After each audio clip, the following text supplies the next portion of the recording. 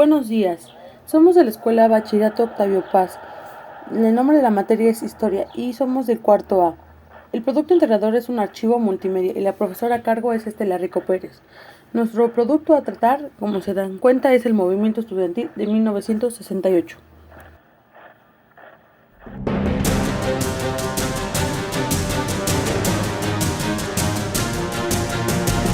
Por el nerviosismo del momento y su falta de práctica en el manejo de las armas que ellos habían conseguido o que a ellos les habían dado, no pudieron controlar los disparos y no solamente hirieron y lesionaron a soldados, sino también a sus propios compañeros. El movimiento de 1968 inició con una manifestación contra la represión, trascendió hasta convertirse en un hecho político de alcance nacionales y desencadenó el nacimiento de una sociedad madura y consciente del valor de sus derechos.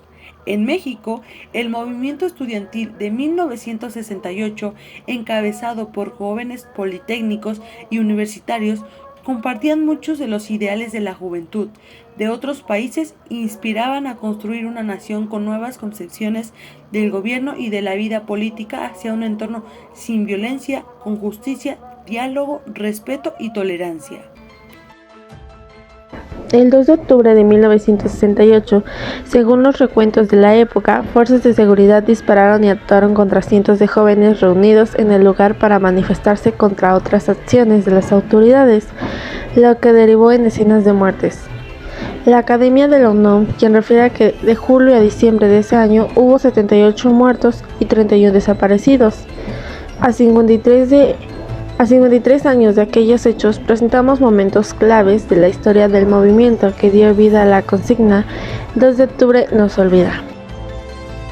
El conflicto inició el 22 de julio de 1968, cuando fuerzas de seguridad intervinieron en un enfrentamiento entre estudiantes de preparatoria y hubo varios detenidos. Los uniformados tomaron la vocacional 5 y se registró uso excesivo de la fuerza contra los jóvenes. Días después, del 26 al 29 de julio, varias escuelas entraron en paro de labores y estudiantes del IPN convocaron a una marcha para protestar contra la reacción de las autoridades y exigir más democracia a la marcha. Se sumaron alumnos de la UNAM y de la Universidad Champingo, y una vez más el gobierno mandó policías para controlar a los manifestantes.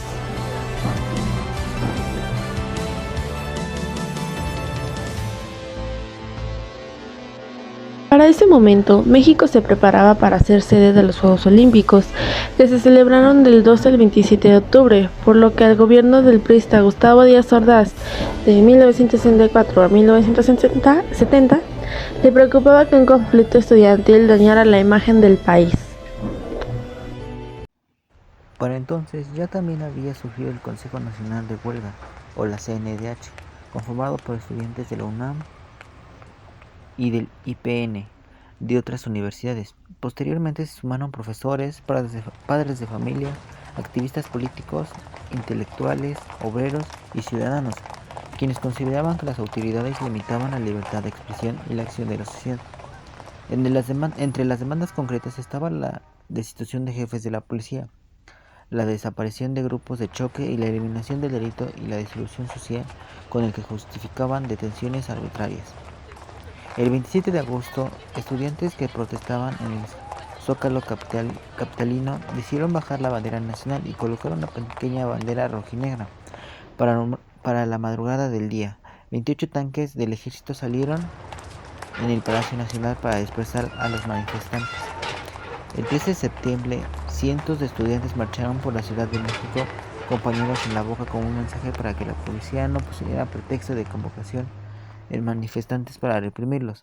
El acto fue nombrado la Marcha del Silencio. El 18 de septiembre, elementos del ejército tomaron Ciudad Universitaria, el principal campus de la UNAM. Según las autoridades, justificaron la decisión con el argumento de que había edificios ocupados ilegalmente por grupos extrauniversitarios ajenos a fines académicos. Los militares también tomaron instalaciones del IPN. La Cámara de Diputados, entonces dirigida por Luis Farías, había acusado al rector de la UNAM, Javier Barros Sierra, de dirigir el movimiento estudiantil contra el gobierno. Barros Sierra presentó su renuncia, pero no fue aceptada. El 25 de septiembre, la Junta de Gobierno de la UNAM le pidió permanecer al frente de la universidad. Para el 2 de octubre se convocó a un mitin en la Plaza de las Tres Culturas. Cientos de estudiantes se dieron cita en Tlatelolco. Mientras esto ocurría, el ejército vigilaba que no hubiera disturbios. Cerca de las 6 de la tarde, casi finalizando el acto, un helicóptero sobrevoló la plaza y disparó luces de bengala, lo que se ha interpretado como una señal para que los francotiradores del batallón Olimpia, ubicados en el edificio Chihuahua, abrieran fuego en contra de los manifestantes. Entonces comenzaron los intentos de los jóvenes por huir y las confusiones. Distintos testimonios señalan que algunos vecinos abrieron las puertas de sus departamentos para resguardar a los muchachos, aunque los militares iniciaron cateos y detenciones que duraron hasta las primeras 3 horas del 3 de octubre. El número de las víctimas sigue sin ser claro, al igual que el de los heridos y detenidos. Algunos estiman y señalan que hubo 70 lesionados y más de 5,000 aprehendidos. En los días siguientes, mientras diferentes autoridades intentaban justificar la actuación militar bajo argumentos como que habían estudiantes armados, también se registraron protestas hacia el gobierno.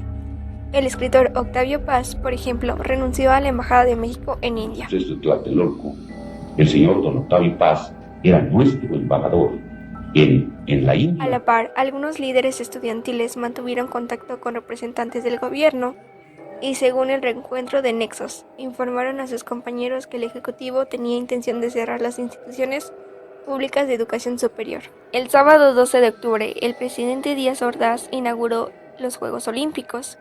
En ese momento, un grupo de manifestantes lanzó al palco presidencial un papalote de color negro, en forma de paloma, en repudio por las matanzas del 2 de octubre. En noviembre se realizó un acto luctuoso en honor a las víctimas y para el 4 de diciembre los estudiantes regresaron a clases. A partir de entonces, lo ocurrido del 2 de octubre se convirtió en un hecho emblemático del México de la segunda mitad del siglo XX, en un tema que unió a diversos opositores al gobierno y en un punto de partida de las reformas políticas que eliminaron el delito de la disolución social y abrieron el régimen a la pluralidad y a la larga permitieron más participación social en la vida pública.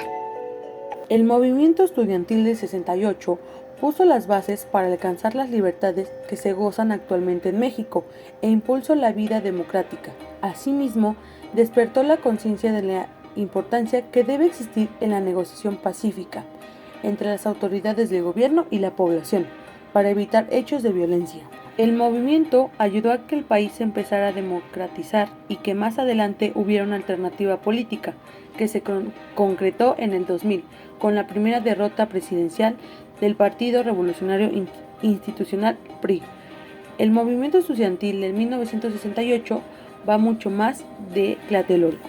Gracias.